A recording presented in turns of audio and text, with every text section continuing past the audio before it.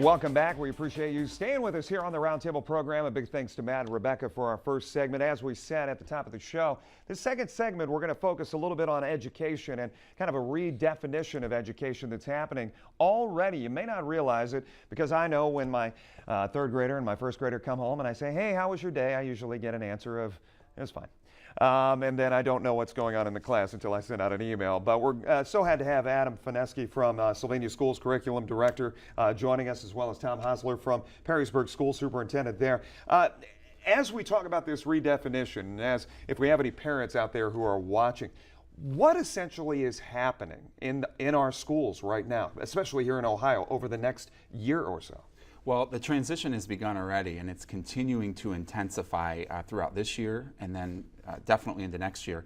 And what's happening is our educational standards, which are the guidelines that students are supposed to meet by the end of the school year at each grade, are changing and intensifying, becoming more challenging, and really it's giving a whole new look to our classrooms. Does that mean across our district. The schools are getting tougher, or the public schools are getting tougher, or? You know, I think so. I think what you're seeing students have to do, and the ability that they'll have to perform at, is definitely going to increase. Yeah. And big changes are happening to get our kids ready for that. I don't want to, you kind of raise your eyebrows a little bit. I don't want to say that things were a breeze before. Right, I think what I'm getting at is the fact that we've talked for years about how the United States, the schools, 46 states right now have jumped on board with these changes. There are, you can do the math at home, how many are not doing it, but as we look at these dynamics, I guess, Tom, and when you look at what the classrooms have to implement, is it too much to lay on these teachers, these students, or is it this nice smooth transition? Well, I think there's two parts to the answer. The first is, you know, is it too much for students? And I think we have to build the capacity and give the teachers the support to make sure that it isn't.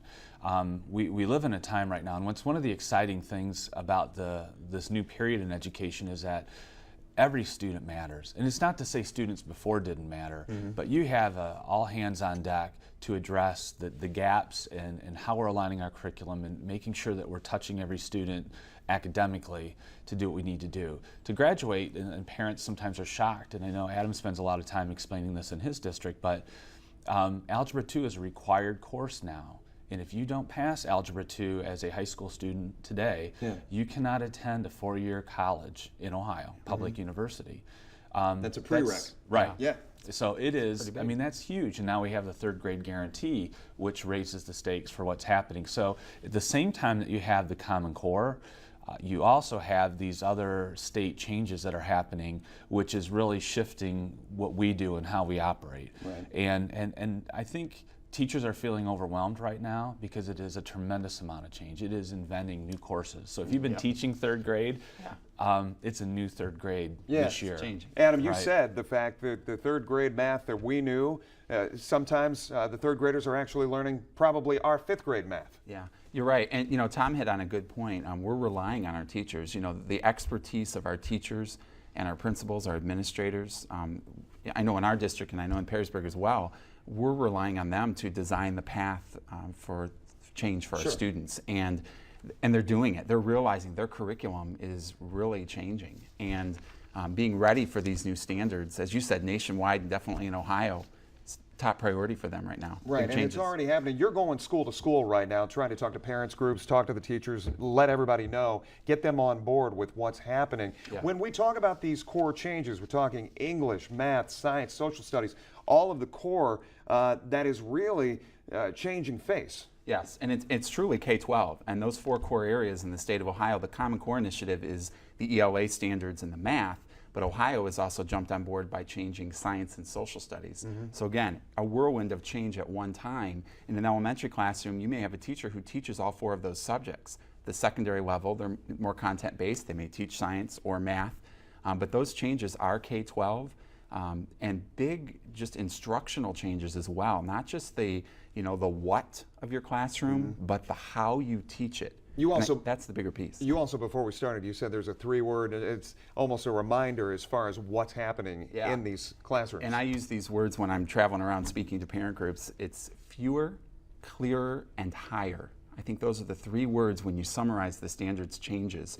And define each of those, what those mean. Fewer doesn't mean fewer courses. Yeah. It really doesn't. I mean, the courses the kids have to take are still there. They're pretty intense in the amount to graduate. And articles that have come out about this make it feel like you guys are teaching less, but teaching more in depth. And the less is there are less standards to cover within 1 year, but the intensity of those standards and the rigor that is built into the instruction is so much more that those expectations, because they're increased, we think our students are really going to be able to perform better, even though it does sound like less, but it's actually more. But continue on, fewer and... Clearer. I think clearer means that teachers and parents are going to really understand the expectations that students need to meet by the end of the year. With them being a little less, I think they're more clear. Parents know the key anchor standards that kids have to have, each grade level, building up to graduation, to be ready for a college and a career, a college or a career, because that could be one or the other. And then higher, we've just stepped it up. I mean, the students are going to have to perform differently than just getting the answer, but actually being able to prove your answer with evidence. Is this tough to maintain as far as from an administrative standpoint when you look at every grade school has, maybe 3 or 4 of the same grade, and does every teacher have to teach the same way? I mean, is that where we're getting to, almost like this robotic frame of mind? Yeah, I don't think it's that prescriptive, because there is a certain amount of art to teaching, and there's individual characteristics the teacher brings. What does change is that these are the non-negotiables that go into that classroom. These are the things that you must cover, because it's linked to what that teacher in the next grade level is going to be covering. So that time where students could go through school, and because the second grade teacher liked butterflies or whatever the content was, and then the next year they got it again, or World War II, you get it 3 years in a row, or Civil War, those kinds of things, those little things that teachers would pull that weren't part of the standards, really there's no room for that today. For us, imagine, because we're making these changes happen, and someone described it as building the plane as it's on the runway, and we're getting ready to take off, and that's really the feeling that we have in schools is we're having to teach students at the same time, before school, after school. We're trying to carve out time, because getting Sylvania has many elementaries, we have 4 elementaries, getting all the 3rd grade teachers together on the same page to talk about these changes is a tremendous challenge, because they're with kids all day. That's their work day. So how do you find the time to do that? And that's really been taxing on the districts and organizations to do it. And I know multiple districts out there. You may be from a different district watching there at home. There have been talk about rescheduling, shifting the school day, adding more hours, shortening summer. I mean, all of these, you both mentioned all hands on deck. Is that what we're looking at in the next couple of years, you think? No, I think the talk's still out there. I mean, our schedule's staying the same. Our calendar is going to look familiar next year, going to next year.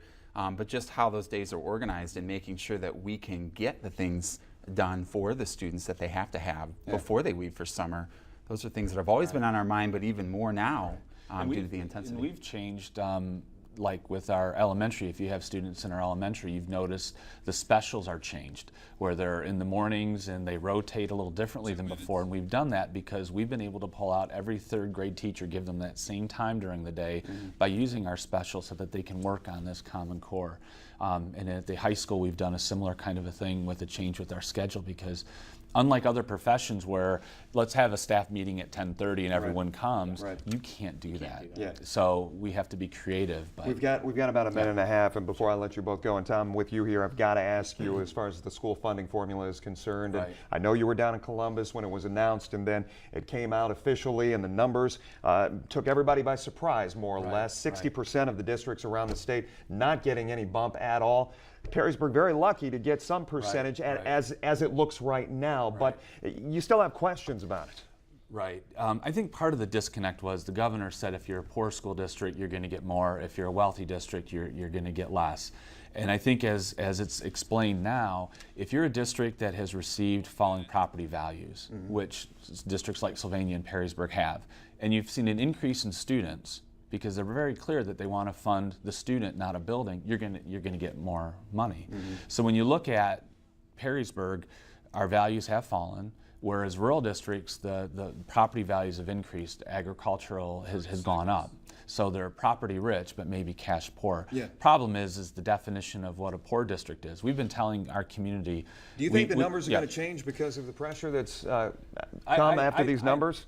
I think they will. I think there'll be some bouncing around. We just don't know. I want to give Adam 30 seconds. Yeah. Well, I think that I agree with Tom and his response. I think the questions are still out there. Our treasurers right now are trying to figure out what all this means, and you know, I think we were as surprised as anyone else by the numbers. And what do those numbers mean? I mean, does that money have to be allocated for certain things, and all those questions? So lots still out there. Adam, Tom, Devil's thank in you the so detail. Thank you so much. I appreciate it. We'll be back right after this.